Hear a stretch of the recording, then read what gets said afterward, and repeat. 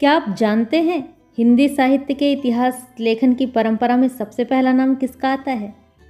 मन में होगा हिंदी का है तो कोई हिंदुस्तानी ही होगा, लेकिन नहीं। जो हिंदी साहित्य का इतिहास है उसे सबसे पहले लिखा फ्रेंच विद्वान गारसा द तासी साहब ने। इन्होंने अपनी पुस्तक का नाम दिया द इस्तवार द ला लिटरेतुर एंदुई हिंदुस्तानी। इसका हिंदी अर्थ क्या होगा? हिंदुस्तानी व हिंदवी साहित्य का इतिहास।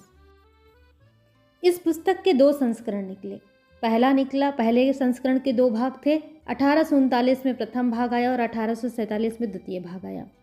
जो द्वितीय संस्करण आया उसके प्रथम दोनों भागों का प्रकाशन 1870 में हुआ और तीसरे भाग का प्रकाशन 1871 में हुआ। और सबसे महत्वपूर्ण बात इसमें यह है कि इसमें कुल रचनाकारों की संख्या 738 थी, जिसमें हिंदी के जो इतिहासकार थे, हिंदी के रचनाकार थे, उनकी संख्या मात्र 72 थी।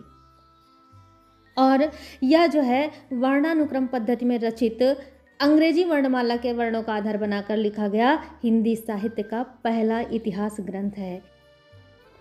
अब प्रश्न उठता है तो फिर ये तो फ्रेंच भाषा में था, तो हिंदी में आखिर कब लिखा गया?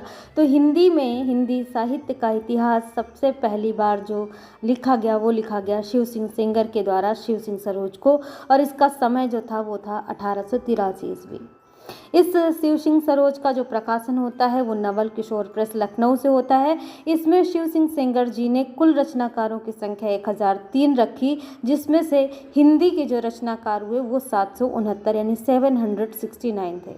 और इसकी एक मुख्य विशेषता ये भी रही कि इन्होंने काल विभाजन का कोई प्रयास नहीं किया और ये भी वर्णानुक्रम पद्धति में रचित है, यानी कि जैसे तासी ने लिखा वैसे ही इन्होंने भी लिखा। और इनकी बड़ी उपलब्धि ये रही कि इन्होंने पुष्य या पुंड्र को हिंदी का प्रथम कवि माना।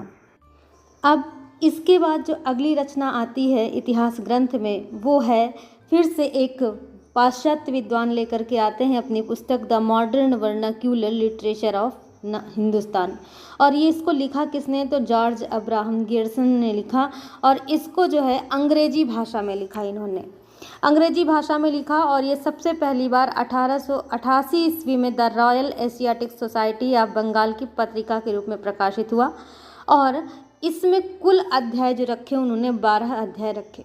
और जो रचनाकार हैं वो सभी हिंदी के थे, जिसमें से 952 कवियों को उन्होंने स्थान दिया। इसके अलावा सबसे बड़ी उपलब्धि इनकी रही कि भक्ति काल को हिंदी का स्वर्ण काल कहना। और दूसरा एक ये भी दोष था कि इन्होंने भक्ति आंदोलन को ईसाईयत की देन माना। तो आज के लिए इतना ही, मिलते हैं।